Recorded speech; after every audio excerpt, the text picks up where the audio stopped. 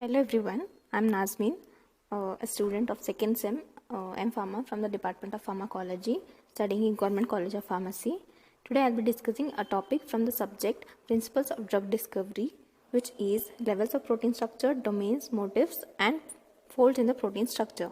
So first of all, we will look into what a protein is.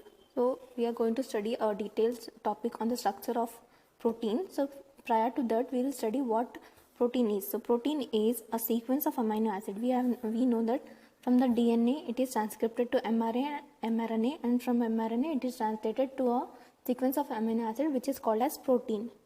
So this is what is the protein is. So these are the proteins which help in the expression of the DNA and the genes which are present in the DNA. So what do these proteins do? So usually proteins are diverse biomolecule, that is these have many different types of actions. So, some of them are enzymes, that is these help in some proteins act as enzyme and help in the catalyzing reaction. Other than this, it is also involved in cellular signaling, that is they act as receptors. There are also antibodies which are proteins. So these are involved in the immune response. Other than this, we have hemoglobin, which is also a protein containing 4 different types of polypeptide. So it is involved in the oxygen carrying of the blood. Other than this, also we have proteins like muscles, and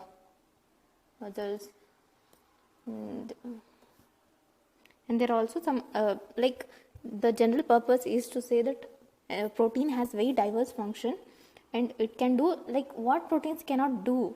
It is what I have presented here. What don't they do? That is, protein can do most of the things which is going on in a cell.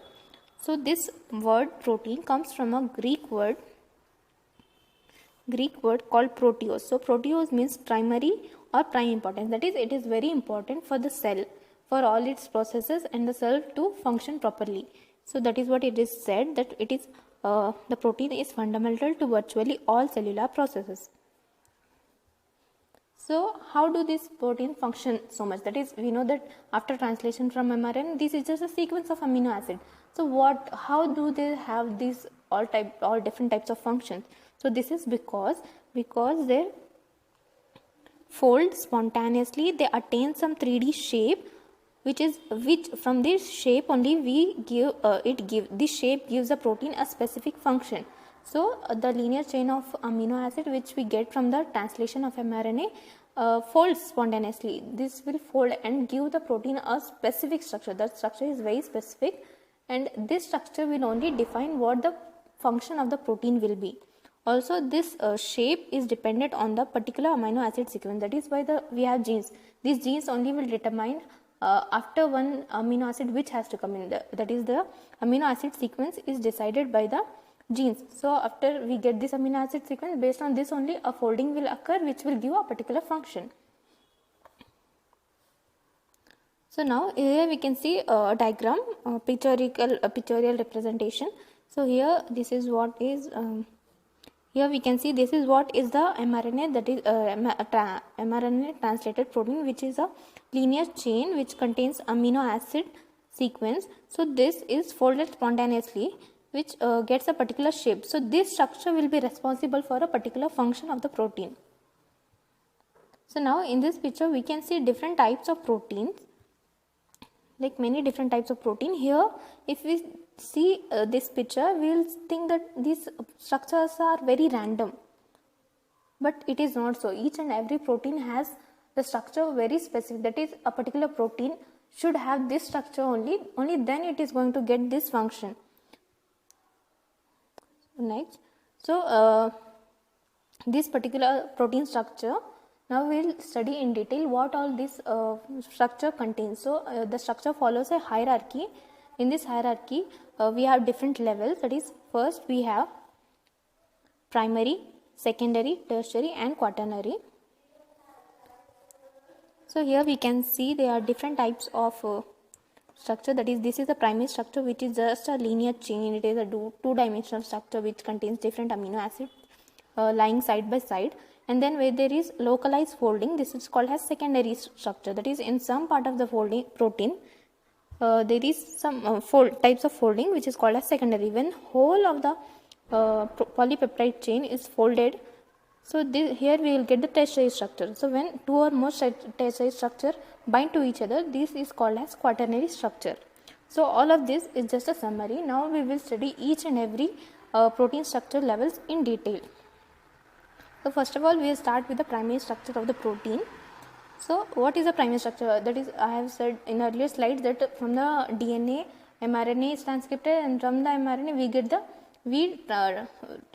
get the protein's amino acid sequence. So this amino acid is only the primary structure. That is a linear structure which is a sequence of amino acid. That is a sequence of amino acid. Here we can see in this picture, that is different balls, different colored balls are present. So these different colored balls represent different types of amino acid. So these different amino acids are bind to each other by a peptide bond, and they form a long chain. This chain is two-dimensional. It does not have any folding. Only then it is called as primary structure. So here we can see amino acid, the building block of protein, and are held together by peptide bonds. So now we will see in detail what are these amino acids. So amino acid, by the name itself, the name itself indicates that the molecule contains both amino group and an acidic group. So here we can see there is a amino group and a acidic group in the amino acid structure.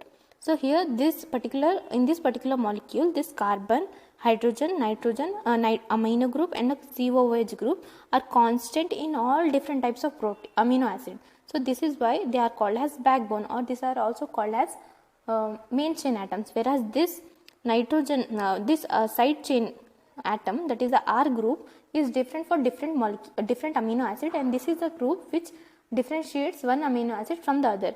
Here the R group might contain hydrophilic groups, hydrophobic groups, or it might contain some different ions, or it might also contain hydrogens.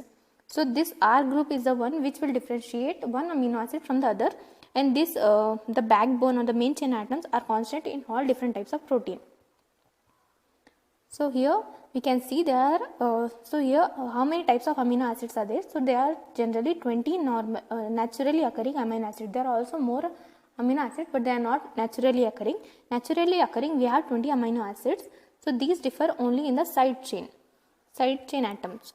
That is, here we can see this is glycine, alanine. So these are the 20 different naturally occurring amino acids. Here we can see that the backbone atoms, that is the carbon, hydrogen, amino and the COOH group is same, whereas the R group, that is here in glycine the R group is hydrogen, and in alanine the R group is CH3. So this is what it differentiates glycine from alanine. So similarly in all the different amino acids, the side chain is different and the backbone chain is same in all the amino acids.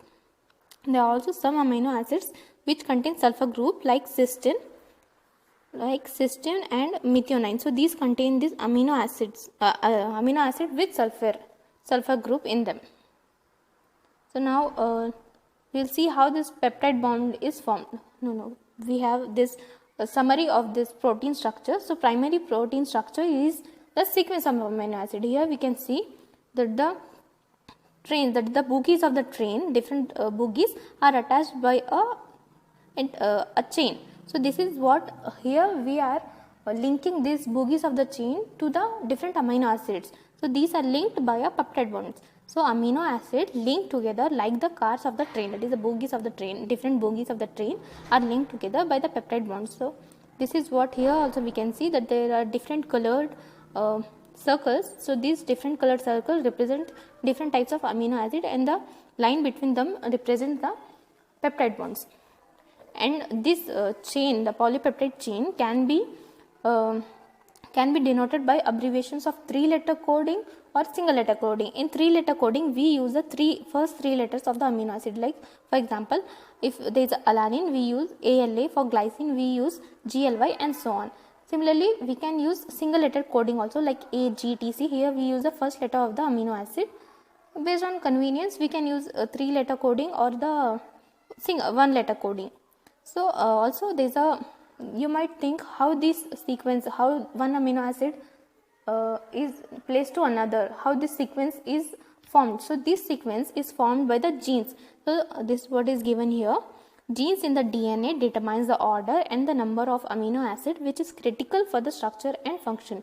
That is, the genes will decide what is the sequence of amino acid and in the polypeptide. So based on this sequence only, the protein will get a particular structure.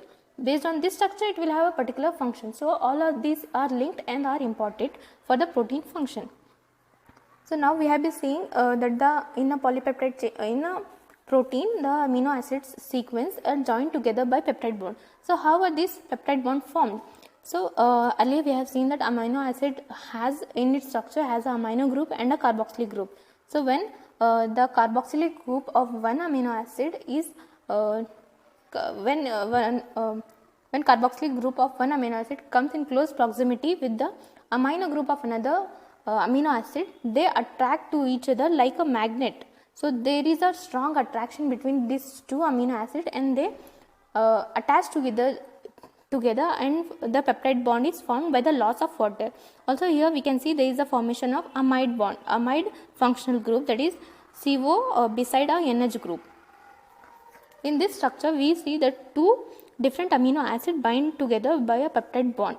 So here one of the amino acid, the amino group is exposed, and in the other amino acid COOH group is exposed. So the amino acid with the amine group exposed is called as N terminus, whereas the amino acid with COOH group exposed is called as C terminus. And by convention we always write the N terminus on the left hand side and the C terminus on the right hand side. This is about the peptide bonds. So when two amino acids are attached together and a peptide bond is formed, so this is called as dipeptide. Whereas when 3 to 10 amino acid attached together, so this will be called as oligopeptide. Oligo means few. So here few amino acids are attached to form a small chain. This will be called as oligopeptide. When large number of amino acids attached together, like for example, if we have 300 to 1000 amino acids are attached, and these form a long chain of amino acids, long chain of peptide. So this will be called as polypeptide. So polypeptides are present in the protein structure. So now we will be going into the next subtopic, which is called as protein folding. So protein folding is very important. Here we can see protein folding is very important because they make the protein functional and help in their specificity. We have seen that in primary structure there is a sequence of amino acid. This will fold, form some structure and will have some function. So this is what the folding, the primary structure will fold in some way to get the final structure. So all the final structure of the protein depends on the folding. It is very specific. The folding is very specific, like enzymes have specificity to substrate. That is, in enzymes we know that we have this lock and key mechanism. Only when the key fits into the lock perfectly, then it is capable of unlocking the lock, or else it will not. Similarly, if the protein is correctly folded, only then it will get a specific structure which will have a particular function. So the protein folding is very specific. And there are different ways of folding that can happen in different levels of protein. So in different levels of protein, different foldings occur which will result in a final structure of the protein. Here we can see the protein shape we get by protein folding. This protein folding occurs in different levels of the protein structure. That is, protein folding also occurs in primary structure, secondary, tertiary and quaternary. In all the different levels of protein structure, the folding occurs. It has very major important role in the structure and function of the protein. So how does all this folding occur? So this folding is occurred by the help of interactions. These interactions can be hydrogen bond interaction, or these can be hydrogen bond interaction, or these can be R group interaction. That is, we had seen earlier, that is, there is a side chain atom, that is R group. When these interact and form some bonds, or if we have hydrogen bonds, this will result in some kind of foldings. So this folding will depend on the sequence of amino acids which are important for the function of protein. But not only these interactions, but this folding process is very complex, and we yet don't know the mechanism of this folding completely. So this is still being studied.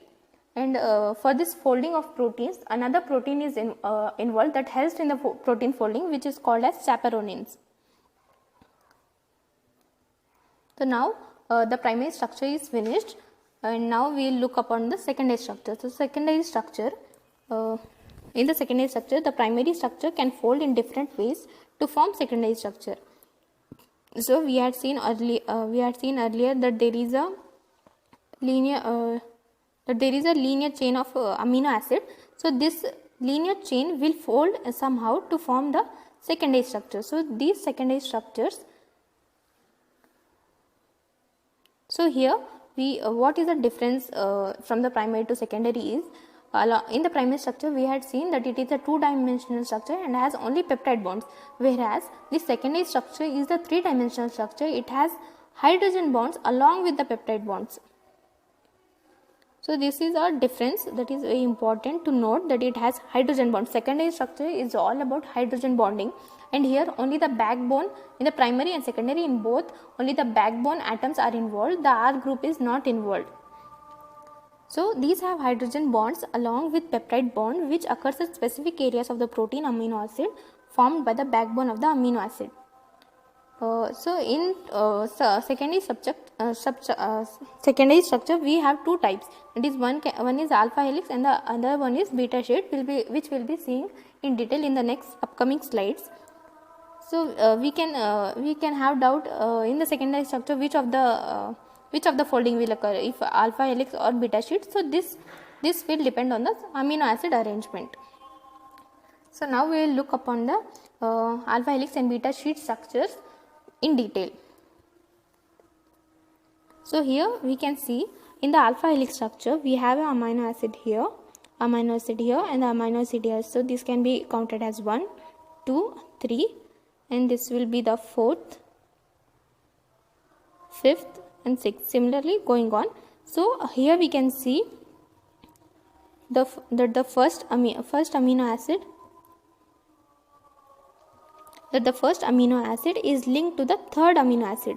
That is, here we can see this red dotted line. So this red dotted line denotes hydrogen bond. So the first amino acid is linked to the third amino acid. Similarly, second amino acid will be linked to the fourth amino acid. The third amino acid will be linked to the sixth amino acid. So this will form a helix. That is, one carbon will be bonded to the carbon below. That is, if we have a carbon atom here, it will be bonded to the carbon atom below it.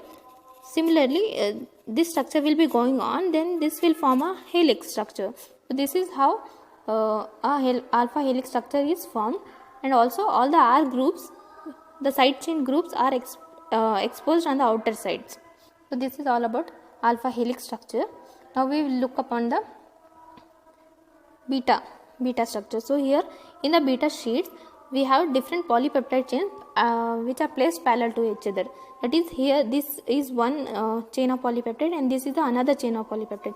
Here we can have two different chain of polypeptides that are attached together, attached by hydrogen bands which are placed parallelly, or we can have a single polypeptide chain which is folded and the hydrogen bonds occur between them. So these are the two possible ways, and based on this only with this we have two types of beta sheet. That is, when nitrogen N terminus of one group is parallel to N terminus of another group and the C terminus is parallel. So this is called as parallel beta sheets. Whereas here if N terminus is present here, then here it will have C terminus. So in this case it is called as anti-parallel beta sheets. Now we will look upon the test-stage structures. So the test-stage structure is the folding of the whole polypeptides, whereas the secondary structure was only localized folding. It will happen at not in whole peptide but only at certain areas, specific areas. But the test-stage structure is the folding of whole polypeptide. It is a three-dimensional functional protein. In this arrangement of secondary structure elements of one protein chain, that is, all the different secondary structures are now fold together and the whole protein is folded, that is, the whole polypeptide chain is folded and forms a specific structure which has the function. So here another difference is that here the R groups are involved. In the last two structures, that is in the primary and the secondary structure, only backbone atoms were involved, whereas here we can see that the R group is involved in this test-stage structure. So tertiary structures can be of two types, that is globular and fibrous. So globular protein is a very compact, condensed, a very tightly packed protein. Example is myoglobin. Whereas fibrous proteins are long and spindly. These are not very tight. So example is collagen, which is present in our skin, and other example can be keratin, which is present in our hairs. So I had said earlier that R groups is involved in the tertiary structure. So what are the different interactions that we'll be seeing here? So here the different interactions can be salt bridges or ionic bonds. Earlier I had said that in R group there can be presence of ions or hydrogen, or it can be hydrophobic molecules. Based on these molecules only different bonds are formed. If R group is ions, then it will form ionic interaction. If there is some sulfur in the R group, then two different sulfur bind together and form a disulfide bridge, which is a covalent bond, and the bond is very strong, which will help the protein stabilize much more. If in the R place we have hydrophobic group, then there is hydrophobic interaction. If R group is hydrogen, then we can see hydrogen bonding. Here we can see there are different ions that are involved in the bonding. So this is ionic interactions. Here hydrophobic interactions can be seen. Here we can see two different sulfur are binding together and form a disulfide bond. Here hydrogen bonding occurs. So these are the various types of interaction that are involved in the tertiary structure. So now we look upon the quaternary structure. In primary structure we had seen that a protein polypeptide chain, the complete polypeptide chain folds. So in some protein only single polypeptide chain is enough for the function, but in some proteins, some other proteins, single polypeptide is not enough, and here multiple polypeptides, that is multiple tertiary structures, are joined together by some weak interactions, and this is called as the quaternary structure. So here in this diagram we can see there are different colored polypeptide, that is one colored polypeptide, one colored ribbons indicate one type of polypeptide. So this is called as a quaternary structure. Here different polypeptide, that is pink color one, this is one polypeptide, this is one polypeptide, this is one polypeptide. So different polypeptides are attached together. So this will be called as quaternary structures. So it is not necessary that all proteins have quaternary structure. Some proteins are functional even at tertiary structure, but some proteins are functional at quaternary structure. Here we can see two or more polypeptide chains joined together to form a protein. Each polypeptide in quaternary structure is called as a subunit. So here we can see if this is a quaternary structure, then this one unit will be called as subunit. This one single unit is called as subunit. This is also one subunit. So each and every polypeptide is called as a subunit. So these subunits can be identical or different, that is all of the different polypeptides can be the same polypeptide, or it can be different polypeptides. So subunits are held together by weak non-covalent interactions, which can be hydrophobic or electrostatic interaction. These associate when different molecules different polypeptides associate, they can form dimer. That is, if two polypeptides join together in a quaternary structure, they are called as dimer. If three polypeptides are interacting and forming a quaternary structure, it is a tetramer, a trimer, tetramer, and so on. So here in this picture we can see, that is here this is a homodimer, that is two different polypeptides are joined and these two polypeptides are similar. So this will be called as homodimer. Whereas when we have different polypeptides joined together, so this will be called as heterodimer. Here we can see a trimer, that is three different polypeptides are involved. Hemoglobin is an example for a tetramer. Here four different polypeptides are involved in a quaternary structure. So now our levels of protein structure is completed. We will just have a summary of it. In the primary structure, we have a sequence of amino acid, which is a two-dimensional structure. The only interaction involved here is the peptide bond, and the interaction occurs only in the backbone. Here in the alpha helix, it is a localized folding where we can see a helix or a beta sheet. Here along with it is a three-dimensional structure where hydrogen bonds are present along with the peptide bonds. Other than this, we have tertiary structure, which is also a three-dimensional structure but when contrast to primary and secondary, it involves the R-chain interaction. In the quaternary, it involves very weak bonds. It is a three-dimensional structure where different tertiary structures are involved. So now the next subtopic is protein motifs. So protein motifs are the reoccurring arrangement of the secondary structure. That is, when a particular secondary structure or a mixture of secondary structure are reoccurring in the polypeptide chain, this will be called as motif. So motif are small, like 12 to 15 amino acid in length. So these have some function related to this. So here we can see the protein motifs are small regions of protein, three-dimensional structure of amino or amino acid sequence shared among different proteins. So these can also be called as super secondary structure. That is the secondary structure, that is alpha helix or beta sheets. These, either one of these or mixture of alpha helix and beta sheets are repeatedly occurring. So these are called as motifs. So example will be helix, loop, helix, beta hairpin, EF hand, which we will be seeing in the next slide. So here these are the example of the motifs. So here we can see this is one motif. Here a helix is attached to another helix by a loop. So this is called as alpha helix loop, helix loop helix. Here we have a coiled coil, that is two alpha helix are joined together. Here helix bundle, that is many large number of helix are joined together by loops. This is called as helix bundle. And similarly, this arrow marks, beta sheets are represented by arrow marks. So here we can see beta is linked to a helix and then another beta sheet is present. So this will be called as beta alpha beta unit. A hairpin, so this is a hairpin motif, beta meander, Greek key, beta sandwich. Similarly, these are all different types of motifs. Also, we have another specific EF motif. I'll just explain this single motif in detail. So here we can see this is called as EF hand because it will represent the fingers. Here E helix, this helix represents this index finger and the F helix represents the thumb, and the loop between this, that is a 12. Here in the loop there are 12 different amino acids which will help in the calcium binding. So this calcium is important for the regulation of calcium and it is also important in the muscle contraction, and also this particular motif will be important in the muscle contraction. So EF hand consists of two perpendicular 10 to 12 residue alpha helices with 12 residue loop region between.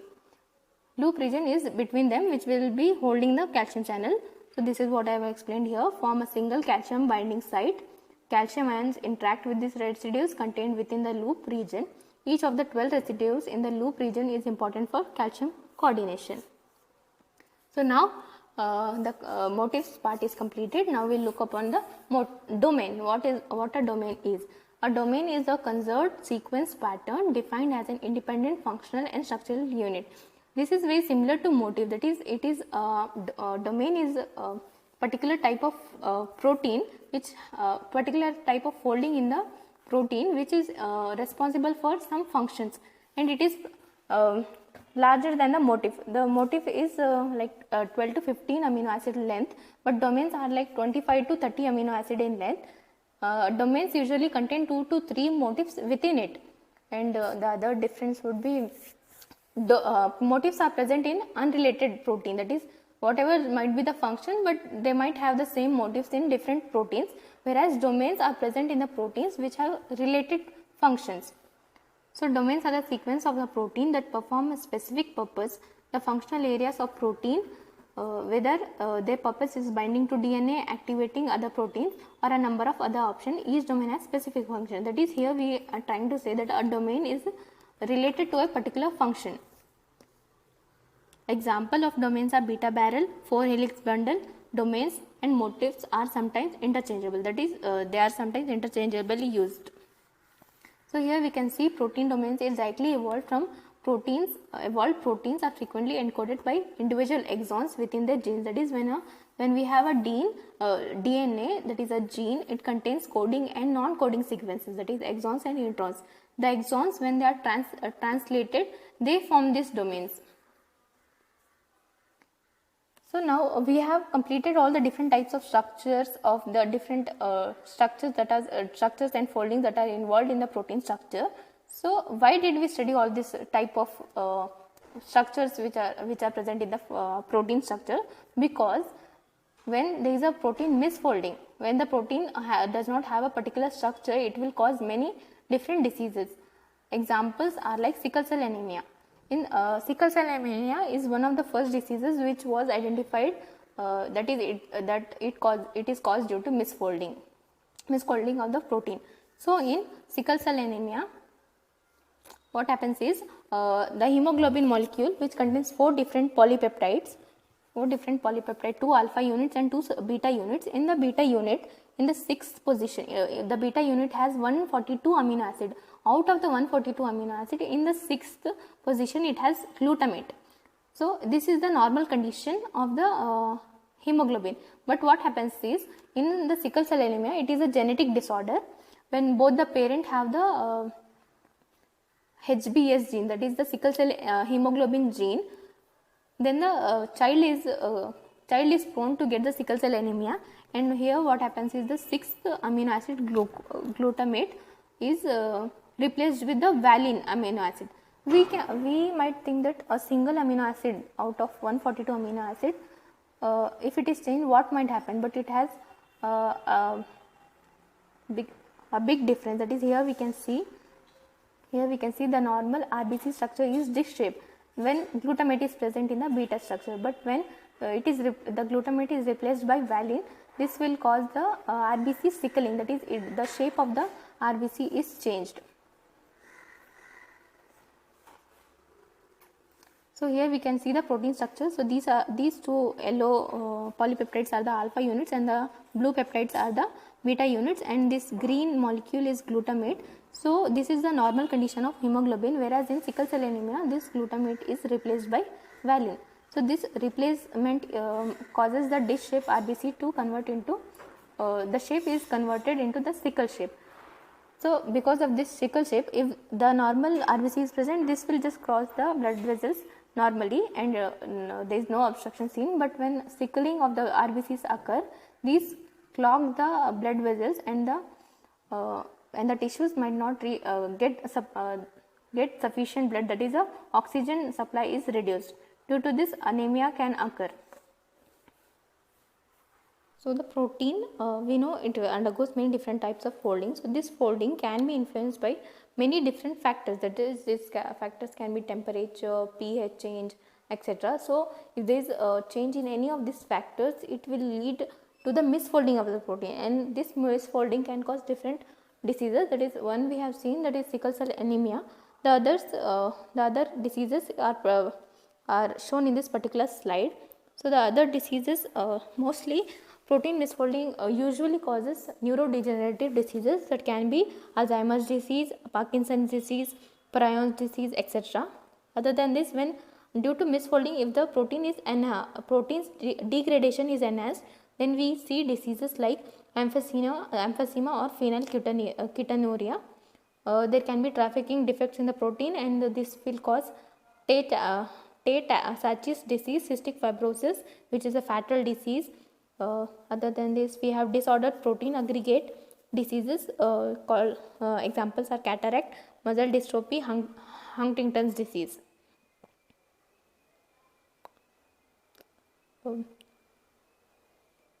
Also, we have seen that protein misfolding can cause different defects, but also there is a chances that protein misfolding can increase the protein's efficiency or increase the function of the protein. These cases are very rare. For example, one case was reported in Finland. A person called as Yrjö Mäntyranta was a skier. That is, he was a skier. He won more than 7 golden awards. That is, he was a multi golden award winner in the Olympics. So he was winning in the skiing competition each and every time and got gold medal each and every time.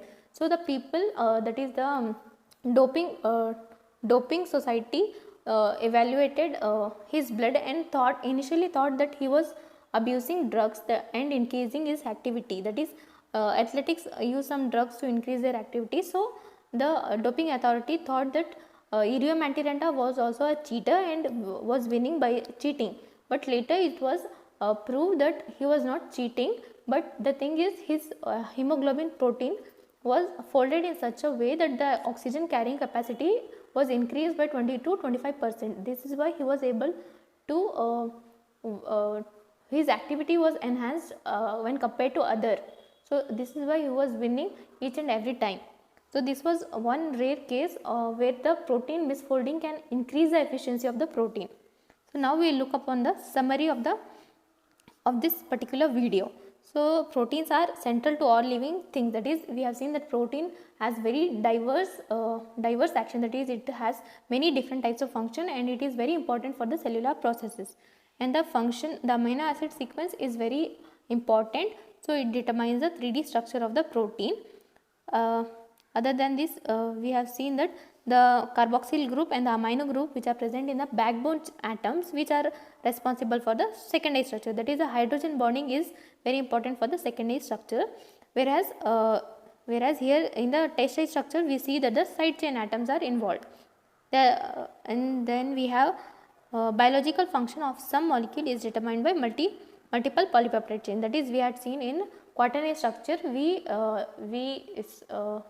there is involvement of more than one polypeptide or one tertiary structures for its activity.